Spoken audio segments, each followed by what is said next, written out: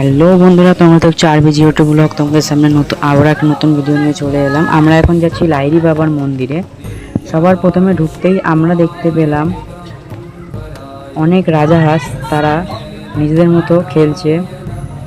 এবং আরও একটা জিনিস দেখতে পেলাম, গাছের মধ্যে খুব সুন্দর সুন্দর ছবি আঁকা বিভিন্ন ধরনের। তোমরা কমেন্টে জানাও ছবিগুলো কেমন লাগছে। এদিকে আবার এটা দেখতে পাচ্ছি যে রাজাহাঁসগুলো হেঁটে হেঁটে যাচ্ছে। ফাইনাল মন্দিরের সামনে চলে এলাম। মন্দিরটা কেমন লাগছে তোমরা বলো।